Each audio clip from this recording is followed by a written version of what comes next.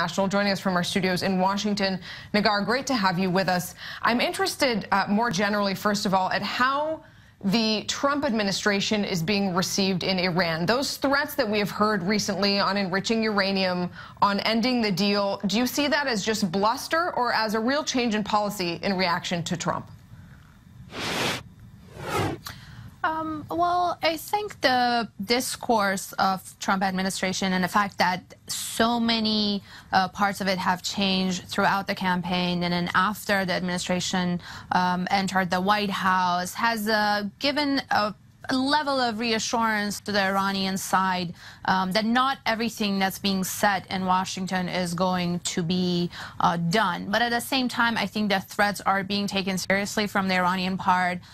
It is definitely not in Iran's interest to get out of the nuclear deal in any way, or at least be the first one to pull out of the deal. And I think the Iranians are trying to prevent in every way to become the party that's exiting the deal first, which is something I think that Washington is trying to push. But at the same time, they're responding to the threats of the Trump administration trying to pull the U.S. out of the deal, and I think relying heavily on the other partners of P5+1, especially Europeans that are also a close ally of the U.S. Something that we hear often, really also in the Obama administration and more so now in the Trump administration, is Iran's support for terrorism across the Middle East, Iran's involvement in conflicts here.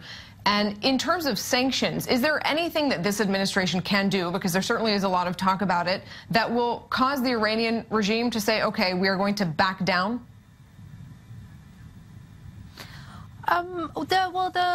Iran's activities in the region when it comes to the missile tests, when it comes to support for different groups, is separate from the agreements in the nuclear deal. This is something that Iranians made very clear from the beginning of the negotiations and until the very end, all the parties came to an agreement, and it never made it into the deal. And that's why the U.S. has been able, in the previous administration and also current administration, to impose various sanctions on Iran's non-nuclear activities when it comes to the missile program or human rights or the military actions in the region.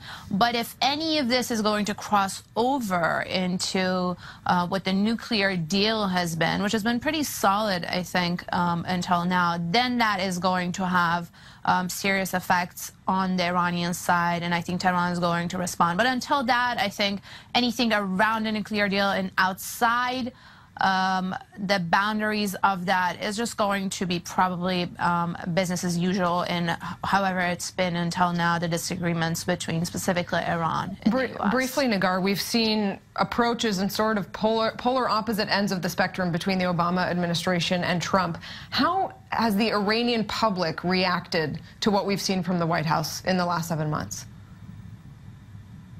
Well, the Iranian public has been and still is very supportive of the nuclear deal, of basically Iran re-entering the international community, of Iran re-entering and restarting trade with the world and just coming out of that decade of isolation and the lifting of sanctions. So this is something that not just the Rouhani government, but the entire political structure in Iran understands.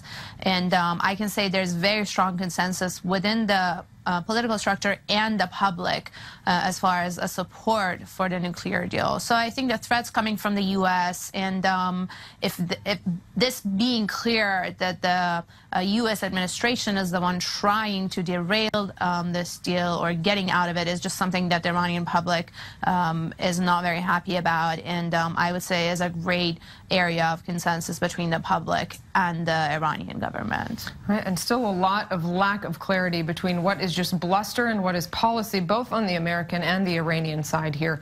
Nagar Mortazavi in Washington, thank you very much for being with us, for weighing in.